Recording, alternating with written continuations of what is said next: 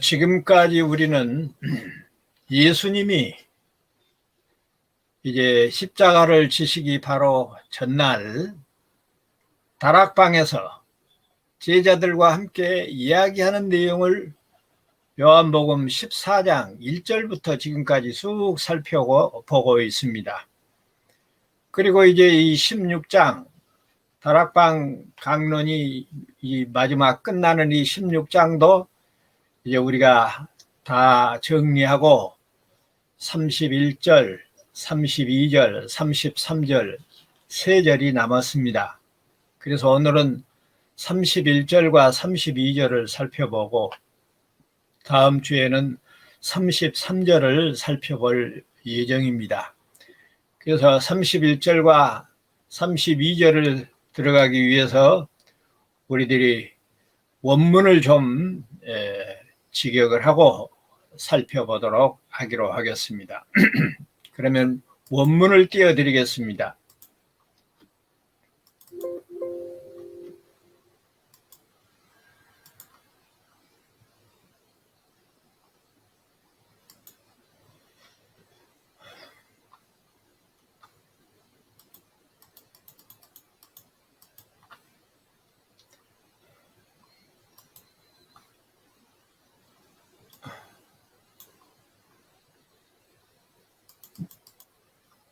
자, 제가 요한복음 16장 31절과 2절의 원어를 분해하고 직역하도록 하겠습니다.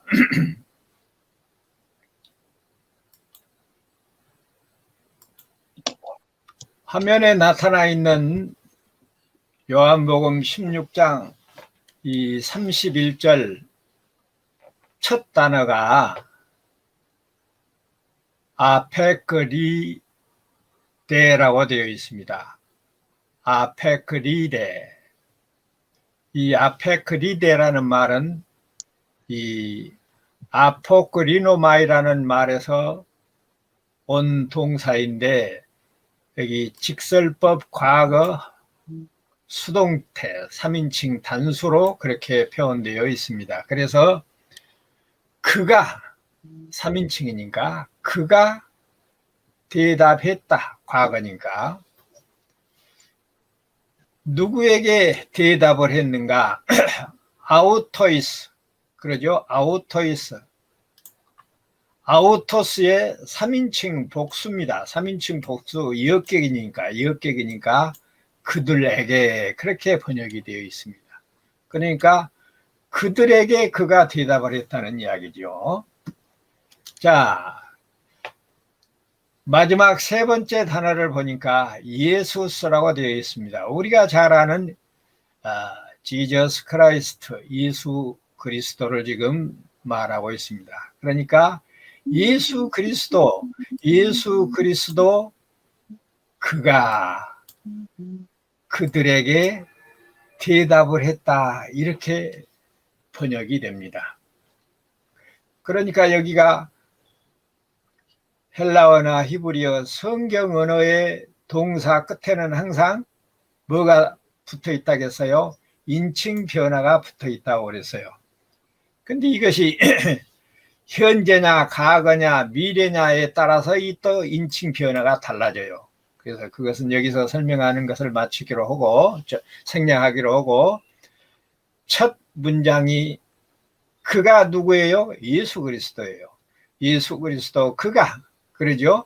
그들에게 대답했다. 그래서 예수님께서 그들에게 대답했다 하는 원어의 그 배경을 우리가 이렇게 이해하고 있으면 되겠습니다. 두 번째 문장을 보니까 아주 짧습니다.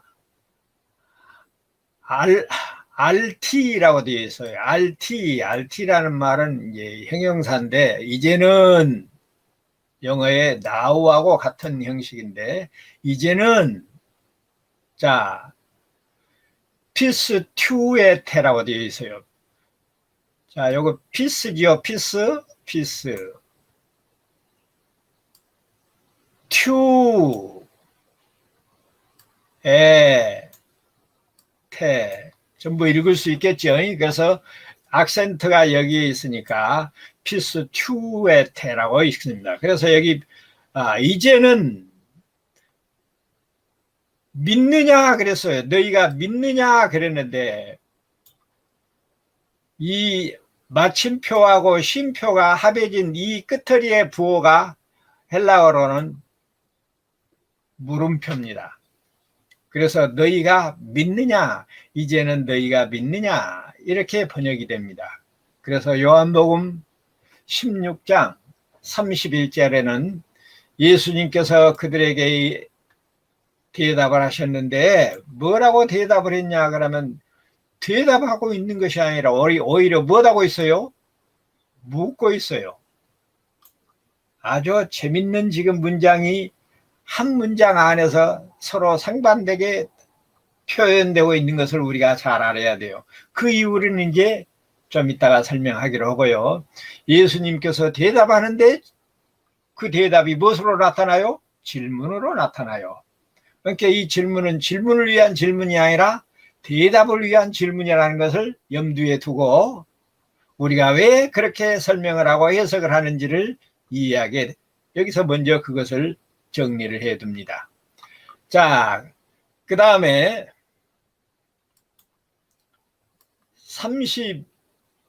32절을 보겠습니다. 32절 전체를 보니까 보라 너희가 각자 제 갈 곳으로 흩어져 가고 나를 혼자 버려둘 때가 오고 있다. 또 왔다. 그러나 아버지께서 나와 함께 계시기 때문에 나는 혼자가 아니다. 우리말 번역 성경과는 조금 뉘앙스가 달라도 거의 의미는 같습니다. 원어를 보면 이두라고 했습니다. 이 대가 이두로 변했어요. 보라. 자, 에케이타이 그랬어요. 그러죠? 요거 크시니까 에케세타이. 자, 그가 오고 있다는 거예요.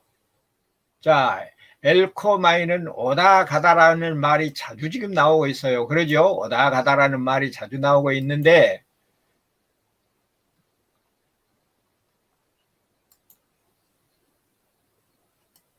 영어의 컴에 해당하는 이 엘코마이가 동사, 직설법, 현재, 3인칭 단수로 사용될 때는 그렇죠. 엑세타이라고 바꿔지고 있는 것을 우리가 알고 있습니다. 그래서 해석은 그가 오고 있다. 현재형이에요. 호라 시간 또는 때를 말하는데 때가 자 보라 그가 오고 있는 때가 자 그가 오고 있는 때라는 거예요. 카이 그리고 여기에 엘코마이 위에서는 뭐였어요? 현재 직설법 현재 중간태로 나타났는데 중간태나 수동태로 지금 양면 다 쓸 수 있다고 나와 있는데 여기에서는 완료형으로 나오고 있어요. 그러니까 언제부턴가 시작해 가지고 이미 끝난 상태예요. 그러니까 자 오고 있다가 오고 보라 때가 있어요. 뭔 때가 오고 있어요? 여기서 그라고 했는데 이 그는 때를 이야기하고 있는 것이죠. 아까 앞에서는 그가 예수님을 이야기했다면 여기서는 이 3인칭이라고 하는 것은 그 남자, 그 여자, 그것 이런 뉘앙스가 있거든요. 그래서 뒤에 사람이 오느냐 물건이 오느냐 그러죠. 다른 명사가 오느냐에 따라서 이 그가 예수님으로도 사람으로도 표현하고 물건으로도 표현하는 것을 알 수 있어요. 그래서 그가 오고 있어요. 뭐가 오고 있어요? 그 때가 오고 있다는 거예요. 보라 그 때가 오고 있다. 그리고 어째요? 이미 왔다는 거예요. 과거 이미 왔다. 그때가 지금까지 계속 오고 있다. 그리고 이미 왔다. 그래서 보라, 그때가 오고 있다. 그리고 이미라고 이 가로쳐서 제가 집어넣어 놨는데, 이미를 붙여넣어 놓으면 왔다는 말이 더 새록새록하게 이해할 수 있기 때문에 이미를 붙였습니다. 헬라어나 히브리어는 이런 뉘앙스를 품고 있는 단어들이 많다고 그랬어요. 표현들이 많다고 그랬어요. 그래서 보라, 그때가 오고 있다. 그리고 이미 왔다. 이렇게 첫 문장이 구성되어 있습니다. 그 다음에 두 번째 문장을 보면은 he나 접속사지요. 뭐뭐 때문에 또는 무엇을 위하여 그러는데, 스콜피스 데테라고 되어 있습니다. 흩어진다는 그런 의미를 가지고 있는데, 여기서는 이 스코피조라고 하는 단어가 과거, 근데 뭐예요? 가정법으로 사용되고 있어요. 가정법 과거예요. 그러니까 2인칭 복수니까 너희들이 어쩐다는 거예요? 앞으로 흩어질 것이라는 거죠. 자, 카스토스, 각자가, 에이스, 전치사지요. 타,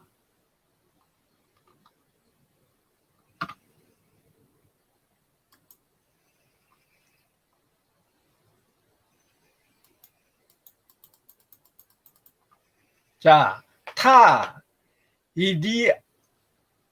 이디아, 자신에게 관련된 그곳으로 너희가 각각 흩어질 것이다. 이렇게 제자들이 관련된 것은 뭐 고양이나 그 전에 고기 잡았던 그 거리로 흩어진다. 그런 의미예요, 지금.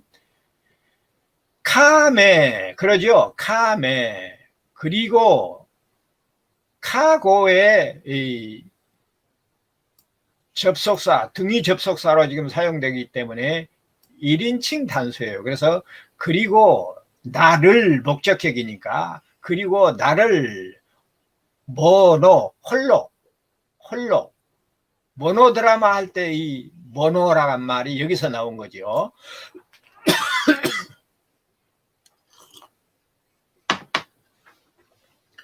나를 홀로, 자,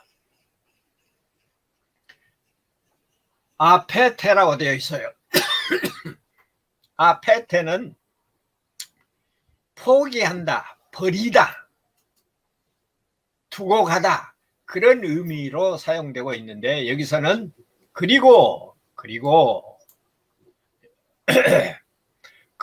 나를 혼자, 그러죠? 혼자 두고, 너희가 2인칭 복수니까 너희가 나를 혼자 두고 떠나고 가버릴 것이다. 나를 혼자 두고 나를 포기할 것이다.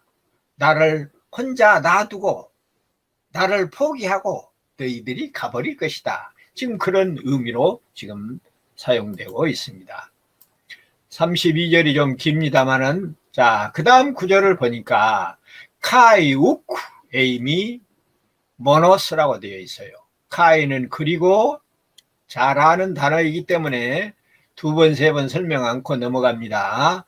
여기 우크는 우리가 잘 아는 대로 영어의 no나 not에 해당되는 말이고, 에이미는 영어의 비동사에 해당되는 이야기라. 그래서 여기서는 1인칭 단수 능동태이기 때문에 내가 있다는 이야기예요.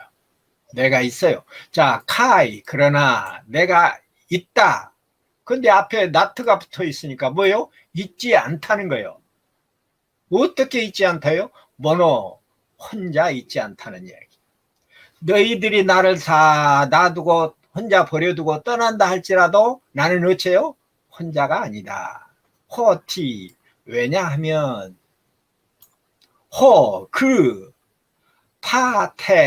파테는 아버지죠.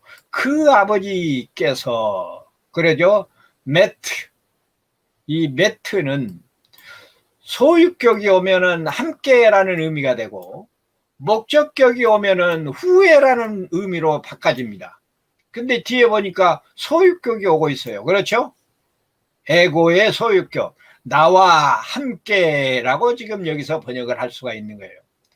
이렇게 우리말 성경에는 이런 내용들이 자세히 나타나 있지를 않아서 문법. 자, 그러면 지금까지 우리가 원문을 살펴본 내용들을 이제 정리를 좀 해보도록 하겠습니다. 이 앞에 30절에서 제자들이 신앙을 고백했지요. 이제야 주님께서 모든 것을 알고 계신 것을 알았다고 이렇게 고백을 했던 것처럼, 지금까지 제자들은 자신들이 감당하기 힘든 예수님을 만나가지고 이런저런 일을 겪으면서 마음이 들뜬 채로 사실상 따라다녔죠.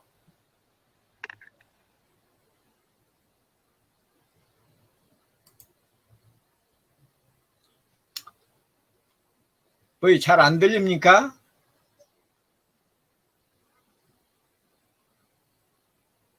잘 안 들려요? 이제 들려요. 이제 들려요? 들립니다. 아까는 안 들렸어요? 네. 그러면 신호를 네, 멈췄어요. 예? 네, 멈춰버렸어요. 멈췄어요. 그럼 제가 다시 한번 나갔다 들어오겠습니다. 아, 괜찮아요. 아니요, 지금은 괜찮은데요. 지금은 괜찮아요? 되고, 예. 지금은 되고, 아까 필기 공유하는 중에 예. 전체가 스톱돼가지고, 그럴 3분 때는 정도 네. 나갔다 다시 들어오면 나갔다 들었는데, 나갔다 했어요. 계속 안 돼서 이제 되는 거예요. 아, 그래요. 네, 몇 번 나갔다 다 들어오셨거든요. 그런데 내 화면이 지금 별로 좋지를 않아 가지고, 자, 아무튼 잘 들리면 봅시다. 제자들은 지금까지 감당하기 힘든 예수님을 만나 가지고 마음이 들뜬 채로 따라다니기는 했지만, 사실상 이 종교적인 신앙 고백을 제대로 해보지를 못하고 따라다녔죠. 그런 현상은 오늘날에도 마찬가지라고 생각이 되어집니다. 왜냐하면 교회 생활을 종교적인 그런 차원에서 내 영혼의 문제와 하나님 나라의 백성으로서의 삶을 목표로 두지를 못하고, 세상 사람들과 똑같이, 세상 사람들은 하나님에게 의지하지 아니하고 부귀영화를 위해 수고하고 살지만은, 가끔 교인이라고 하면서 교회 다니는 사람들을 보면 하나님께 의지하고 부귀영화를 추구하고 기복신앙과 또 성경을 도덕적인 삶을 위한 신앙 위인전집이나 신동의보감 같은 그런 성경관을 가지고 있기 때문에 제자들의 신앙 고백을 하기 전의 상태와 별로 차이가 없다, 그렇게 보여져요. 어떻든 그런 제자들의 마음속까지 다 아신 주님께서 마치 그들의 마음을 모르고 계셨던 것처럼, 아까 우리가 원문을 살펴볼 때 말씀드렸듯이 이제야 너희가 믿느냐 그러고 묻고 있어요. 신앙을 고백을 했는데 대답하는 말이 이제야 너희가 믿느냐 이렇게 묻고 있는 거예요. 그러나 이 다음에 나오는 32절에 보면은, 앞으로 제자들이 자기를 혼자 두고 제 갈 길로 갈 것이라고 하는 장래일, 미래의 사실들을 예언하고 있는 것으로 보면, 예수님이 제자들의 속마음을 모르고 지금까지 데리고 다녔던 것이 아니라는 것을 알 수가 있는 거죠. 그렇다고 해서 너희가 이제 믿느냐 이렇게 묻는다고 해서 의심하고 또는 믿지 못하거나 무시하거나 거짓말로 여긴 것이 아니라는 사실입니다. 제자들의 신앙 고백을 분명히 받아들이고 있습니다. 그 증거가 33절에 나타나요. 내가 너희에게 말하는 것은 너희가 내 안에서 평안을 얻기 위함이라. 이렇게 말하고 있어요. 그러면 왜 반신반의해서 못 믿는 것처럼 그렇게 질문하고 계시는가? 그것은 다름이 아니라 신앙을 고백했다고 해서 당장 완전한 삶을 사는 것이 아니지요. 앞으로도 많은 경험을 통해서 장성한 분량에 이르도록 연단이 필요하지요. 그래서 지금은 너희가 나를 믿기 시작한 것 같은데, 시작하기는 했다마는 나를 혼자 두고 뿔뿔이 흩어지는 일도 행할 것이고 또 세상으로부터 많은 고난도 당할 것이다. 그러면서 나의 삶을 뒤따라올 것이다. 뿐만 아니라 목숨까지라도 하나님을 위해서 버릴 수 있는 장성한 하나님의 사람으로 성장하게 될 것이다. 그런 뉘앙스를 가지고 이제는 너희가 믿느냐? 너희 믿음은 이제 시작일 뿐이다. 이런 뉘앙스로 지금 말씀하고 계신다는 것을 우리가 정리를 해야 진행되는 문장들을 이해할 수가 있다. 그 말입니다. 그러니까 예수님께서 사실상 잠은 자답하고 있는 겁니다. 왜냐하면 여기 31절에서 이제는 너희가 믿느냐? 그렇게 질문을 해놓고 마지막 33절에 가서 끝부분에 내가 세상을 이겼다. 그러고 대답을 하고 있어요. 다시 말하면 너희가 지금은 미약하나마 작은 믿음으로 나의 사람이 되었지만은 아직은 연약해서 나 혼자 두고 뿔뿔이 헤어지기도 하고 또 세상으로부터 많은 고난도 받고 나 때문에 많은 미움도 받을 그럴 것이다. 그러나 염려하지를 마라. 내가 세상을 이겼으니 너희와 함께하여 승리하게 하도록 도와주겠다. 지금 이 말씀을 이제는 너희가 믿느냐라고 하는 그 물음 속에 포함되어 있다고 하는 사실을 우리가 이해를 해야 돼요. 그러니까 중요한 것은 지금 이 예수님의 질문이 너는 이제 너희가 믿느냐 이 말이 왜 중요하냐 그러면 자, 크고 장성한 믿음은 어디에서 시작이요? 예수님이 지금 말하고 있는 이제 너희가 믿기 시작하냐? 여기서부터 시작한단 말이에요. 그러니까 우리가 중요한 것은 크고 장성한 믿음도 중요하고 좋지만은 더 중요한 것은 그 원인으로서 겨자씨같이 눈에 보일 듯 말듯한 적은 시작하는 그 씨앗으로서의 믿음이 중요하다는 거예요. 왜? 그 믿음이 없으면 장성한 분량으로 성장할 수 없기 때문에 그렇습니다. 이제 너희가 믿느냐? 라고 하신 말씀은 이제 너희 마음에 겨자씨만한 믿음이 생겼다. 이런 대답이라는 거죠.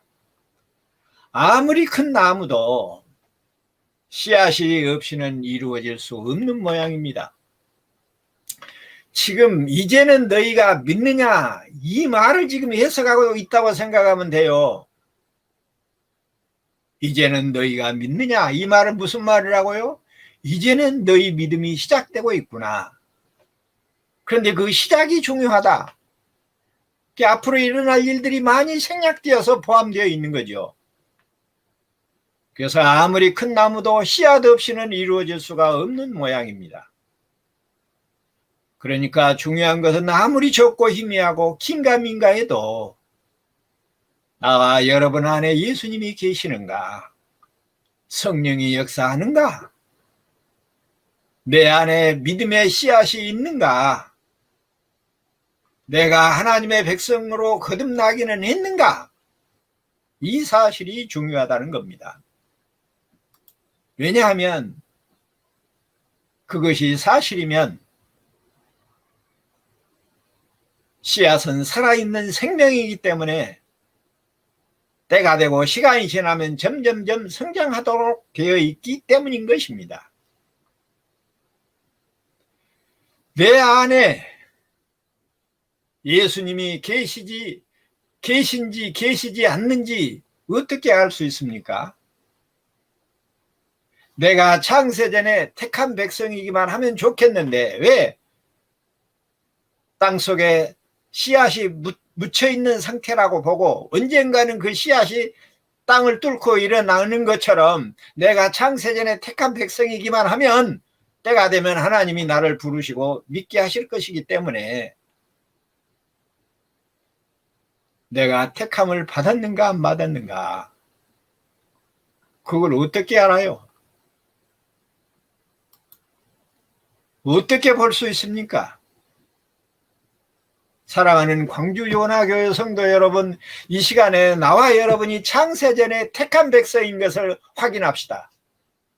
나와 여러분 안에 예수 그리스도가 계신 것을 확인합시다. 그 확인 방법은 간단해요. 너무나도 어처구니 없이 간단해요. 그것은 우리가 가끔 우리 자신을 성찰할 때가 있지요. 예수 안 믿는 사람도 자기를 성찰할 때가 있으니까 그럴 때 너무나 부족함을 느끼고 너무나 죄 많은 인생인 것을 느껴서 내가 성령을 따라 사는 사람인가 그러고 반신반의할 때가 있습니다. 그런가 하면 내 안에 믿음이 있는가? 자, 정리합시다. 그런 의심을 한 번이라도 해본 적이 있으면 그런 의심하는 신앙적인 믿음, 예수 그리스도에 대한 의심을 내가 한 번이라도 해봤으면 내가 과연 믿음 있는 사람인가? 이래도 내가 예수 믿는 사람인가? 이런 의심을 스스로 해볼 수 있었으면 그것이 바로 우리 안에 성령이 계신 증거입니다. 믿습니까? 왜냐하면 성령이 계시지 않고 마귀가 있는 사람들은 그런 걸 묻지도 않아요. 그런 생각도 하지를 않는다고요. 세상 사람들이 내가 예수 믿는 사람인가 아닌가, 예수님이 내 안에 계신가 아닌가 스스로 의문을 품습니까? 천만의 말씀이요 만만의 콩떡이요. 성령이 안에 계시는 자라야 그런 걱정과 근심이 의문으로 나타나도록 되어 있다는 이야기입니다. 이제 나와 여러분 안에 하나님이 계신 것이 확인됐습니까? 아멘입니다. 사랑하는 광주 요나교회 성도 여러분, 나와 여러분 안에 믿음이 있는 사람인가? 하나님이 나와 함께 하시는가? 이제는 내가 사는 것이 아니라 오직 내 안에 그리스도가 사시는가? 이런 질문이 일어나기를 바라는 것입니다. 왜냐하면 성령의 역사가 아니고는 그런 질문조차도 할 수 없기 때문에 그렇습니다. 장성한 믿음, 큰 믿음, 그런 것을 지금 우리가 점검하고 테스트하고 그럴 수는 없습니다. 그러나 가장 기본적인 것, 가장 시작과 마찬가지인 그 시점을 우리가 더듬어 보면 분명히 우리는 정말로 겨자씨 안에서 눈에 보일 듯 말 듯 해도 있으나 마나 한 것처럼 우리의 삶이 희미해도 그것을 한탄하고 그것을 의심하고 그것이 바로 우리 안에 그리스도가 계신 증거다. 우리 안에 그런 질문이 일어나는 것은 비록 긴가민가하고 확실치 않아도 살아있는 믿음의 씨앗이 우리 안에서 자라나는 용트림이라는 것입니다. 용트림. 내가 과연 하나님의 사람인가? 이 물음은 신앙의 용트림입니다. 내 안에서 성령이 용트림하고 계시는 증거입니다. 저는 이 부분을, 이 용트림이라는 단어를 원고에서 넣으면서 나도 모르게 고개를 뒤로 젖히고 주여 주여 내 말 들으사 죄인 오라실 때에 날 부르소서. 죄인 오라실 때에 날 부르소서. 죄인 오라실 때 날 불러달라는 이 노래를 한참을 불렀던 경험이 있고, 지금도 마음이 신란해서 울먹임이 나타나지만 그런 경험을 이 원고에 적었습니다. 그 은혜가 여러분에게도 임하시기를 바랍니다. 물론 믿음이 장성한 분량에 이른 여러분 중에 믿음 있는 사람은 해당되지 않겠지만, 저같이 믿음이 작은 사람들은 이 말씀에 위로를 받고 은혜가 되시기를 진심으로 바라고, 애통하는 자는 복이 있나니 그들이 하나님의 위로를 받을 것이라고 했기 때문에 겨자씨만한 믿음이 있어서 이제는 너희가 믿느냐 하는 주님의 음성을 이 시간에 다 들을 수 있기를 성부와 성자와 성령의 이름으로 축원합니다. 아멘.